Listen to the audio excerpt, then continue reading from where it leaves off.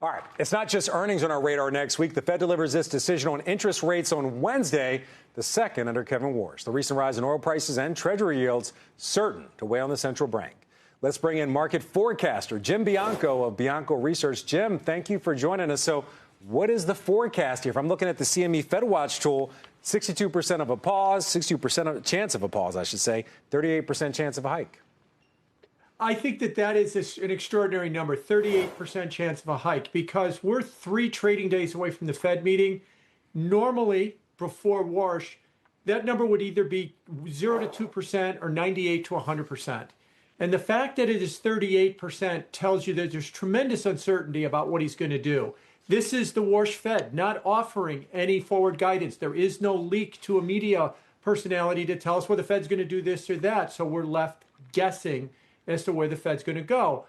Also, I think what you should expect is there probably will be a vote for a rate hike, and it'll get somewhere between, I'll say, 4 and 7 votes. If it gets 7 votes, we'll have a rate hike next week. But even if we don't get a rate hike, you might see 3, 4, or 5 dissents for rate hike. So this is very different Fed than what we're used to over the last many decades. Right now, it's 12 independent voters, and they're all going in different directions. All right. So a lot of people in the market, including you, believe that we could see a rate hike coming up in September. Your question is it going to be too late by then? I want to ask, too late for exactly what? Now, I'm looking at some of the data here. Initial jobless claims, lowest, and I had to check this a couple times, since 1969. Inflation, headline at 3.5%, but core down to 2.6. And then I'm looking at ISM manufacturing today, 6 months of expansion. Last time that happened was back in 2022. So too late for what to hike? The economy is doing okay. As you mentioned, a 57-year low in initial claims and all of the other data, and even the housing data today. There's no worry about a recession. Now, that may change next week or next month or in 2 years, but right now there's no worry about a recession, and we have north of 3% inflation. What that means is that the neutral Fed funds rate is moving higher.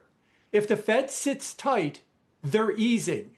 If the price of gasoline is going up and you're going to stimulate the economy so people can afford the price of gasoline, it's going to shoot higher and higher. You need to keep the funds rate near neutral. Neutral's moving up, it should go higher. I would actually posit, and I've been arguing this as a line, an old adage on Wall Street, bond investors can stop panicking when the Fed starts panicking. Kevin Warsh said inflation is a choice. We'll choose to do something about it.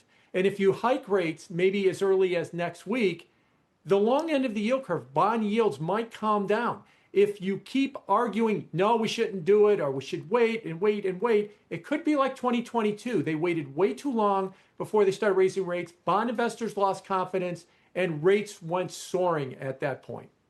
All right, so you're talking about bond investors losing confidence. Right now, the 10-year at 4.68. Is that the sign that bond investors are losing confidence? Katerina just mentioned the potential, at least, for mortgage rates to go up as well.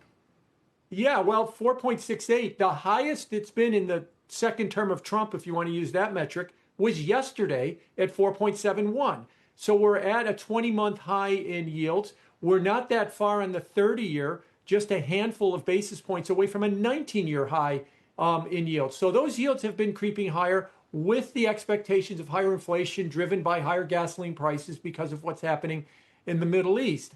And there's the hope is that 38% is not far from 50. Maybe the Fed will choose to do something about inflation and calm the bond market down. If not, and they want to keep telling us why they don't need to do it, or AI is going to produce productivity miracles and that we don't have to worry about inflation, bond investors might run for the exits, and you could see vastly higher interest rates. All right, so you're a forecaster, Jim. One last forecast. We got to get out of here. Is there any chance the Fed will see this energy inflation? Because that's one of the big stories here as quote unquote transitory. I know we don't really say that word anymore, but any chance of that? There is a chance of that they could. I think it would be a mistake. You can always raise rates because of energy going up, and if it goes back down, you could cut rates later. There's nothing to stop them from doing that. But if they want to think it's transitory, you're right. They don't have a good track record when it comes to using that word, and I'd be very careful in trying it again.